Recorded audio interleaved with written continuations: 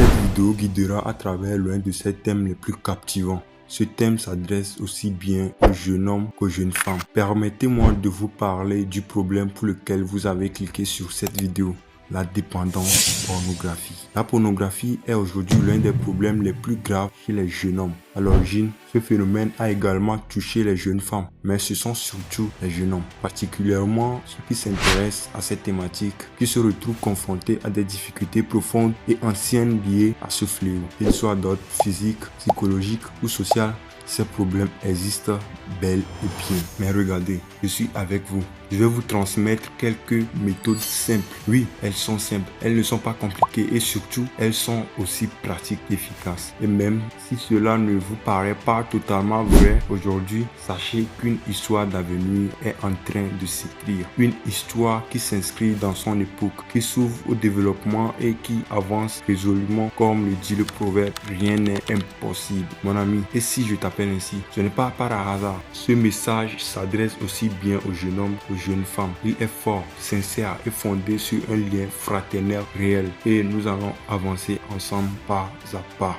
Trouvez quelqu'un en qui vous avez confiance. Ça peut être un ami ou bien une amie, un frère, une personne proche, peu importe. Parlez-lui de votre dépendance et dites-lui la vérité. Dites-lui aussi que vous l'appréciez. La première fois que je l'ai fait moi-même, cela a été un tournant positif. Parler, c'est déjà commencer à guérir. C'est dialoguer avec soi-même. Au-dessus de ses propres faiblesses, il faut s'exprimer avec sincérité, se préparer mentalement et décider de travailler sérieusement sur ce problème avec constance. Cette épreuve peut être surmonter avec la volonté et avec l'aide de Dieu. Regarde-moi mon frère, je ne mens pas. Par Dieu, ce que je vous dis est vrai. J'ai ouvert cette chaîne pour vous aider. Soyez ouverts. Tout ce que vous voyez, images, vidéos, audio qui contient du matériel pornographique doit être supprimé. Moi aussi, j'y ai été confronté. Je sais de quoi je parle. Essayez, prenez votre téléphone et supprimez tout ce qui éveille le désir et la tentation. Images, vidéos, audio, tout. Vous devez supprimer tout ça. Ces choses reviennent toujours si on ne coupe pas à la racine. Accueillez cette difficulté avec calme et rappelez-vous qu'elle est pour votre bien. Deuxième partie, occupez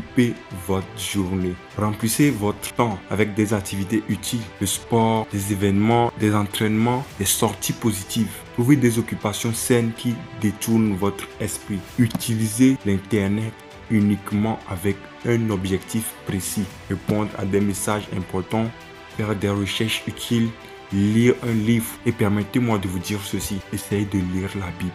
Cela purifiera votre cœur. Demandez pardon à Dieu. Demandez pardon à votre Seigneur. Parce que vous tombez par hasard sur du contenu pornographique, levez-vous si vous êtes assis. Marchez, respirez profondément l'air frais si possible. Buvez de l'eau froide ou prenez une douche froide. Ces gestes simples aident réellement. Encouragez-vous pour chaque progrès. Récompensez-vous sans jamais revenir à ces contenus. Offrez-vous quelque chose que vous aimez. Un bon repas, une sortie, une activité plaisante. Trouvez ce qui vous rend heureux et utilisez-le comme récompense. Sachez-le. La pornographie est extrêmement nocive. Elle affecte la vue, la concentration, la force physique et l'équilibre psychologique. Elle conduit à la dépression, à la confusion mentale et détruit l'avenir, même celui de vos enfants. Mon ami, je vous ai transmis le meilleur conseil et le chemin le plus sûr pour reprendre votre vie en main. Une vie propre, une vie digne, une vie riche de sens. Gardez vos mains, vos yeux et votre temps